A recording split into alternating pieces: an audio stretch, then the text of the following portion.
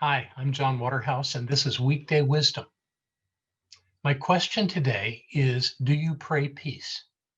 And I want to specifically speak to those who are watching this that are from America and ask the indulgence of people that may be watching in other places around the world.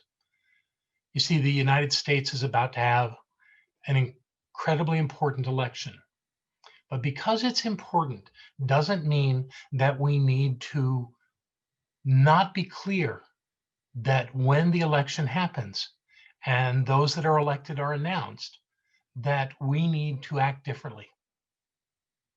The most important thing we can do, I believe, at this point in preparation for these outcomes is to pray peace. Now, most would say, well, don't you mean pray for peace? No, I don't. I mean that we should pray peace.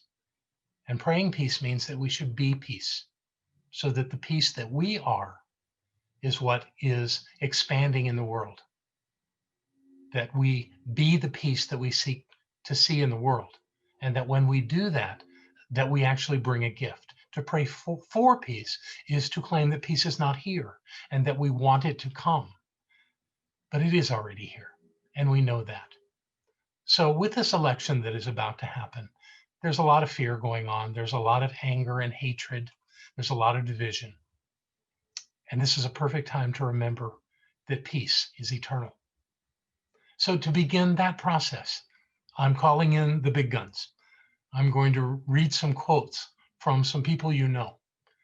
And I want you to just let these wash over you and see what sticks, what touches your heart. And then I'm going to share a prayer that comes from our founder, Ernest Holmes. So this is what I have to share with you today. Mahatma Gandhi said, "An eye for an eye will only make the whole world blind." Mother Teresa said, "Peace begins with a smile." The comedian George Carlin says, "Fighting for peace is like having sex for virginity." He does make a point. John Lennon said, "If someone thinks that peace and love are just a cliche that must have been left behind from the 1960s, that's a problem. Peace and love are eternal." The Buddha said, "Peace comes from within.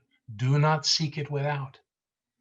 Mitch Albom, the writer who wrote Dinner with Maury and Five People You Meet in Heaven, said, "You have peace," the old woman said, "when you make it with yourself." What Ralph Waldo Emerson said, "Peace cannot be achieved through violence. It can only be attained through understanding." The Dalai Lama tells us world peace must develop from inner peace. Peace is not just mere absence of violence. Peace is the manifestation of human compassion.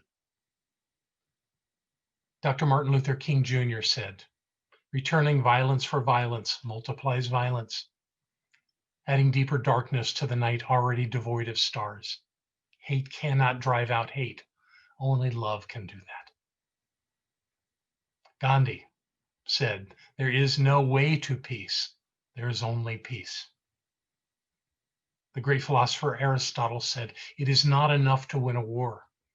It is more important to organize the peace." The great crooner Marvin Gaye said, "If you cannot find peace within yourself, you will never find it anywhere else." The New Thought teacher Wayne Dyer said, "You have everything you need to complete peace and total happiness right now." And one more from the great teacher Gandhi: "Nobody can hurt me without my permission." So those are the quotes that I keep close to me to remember how important to be in peace is in my life and in all life. And to complete this idea about the upcoming election, I want to share with you a prayer from Ernest Holmes.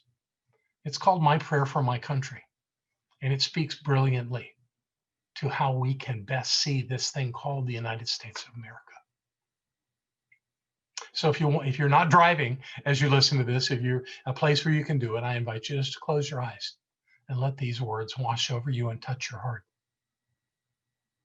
Believing in the divine destiny of the United States of America and in the preservation of liberty, security, and self-expression for all, I offer this, my prayer for my country.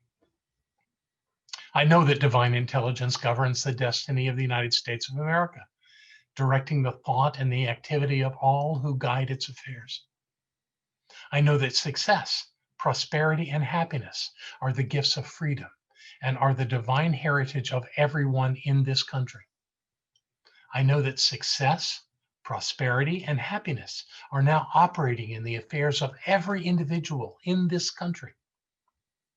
I know that divine guidance enlightens the collective mind of the people of this country, causing it to know that economic security may come to all without the loss of either personal freedom or individual self-expression. I know that no one can believe or be led to believe that freedom must be surrendered in order to ensure economic security for all. The all-knowing mind contains the answer to every problem which confronts this country. I know that every leader in this country is now directed by this all-knowing mind and has the knowledge of a complete solution to every problem.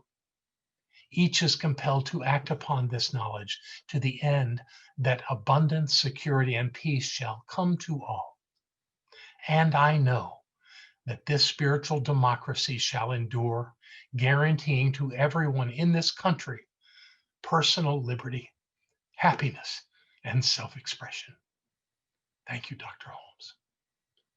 And as we prepare in the next few days to vote, perhaps already have, let us know together that the outcome is divinely guided, that we are okay, and this country will continue its greatness far beyond this election, no matter who is elected. Because the truth is that God is still all there is. And when we count on that knowing, we have within us the ability to be at peace, to know the truth, and to live the life we've come to live. And with that, I shall know for you and with you a fantastic day. God bless you all.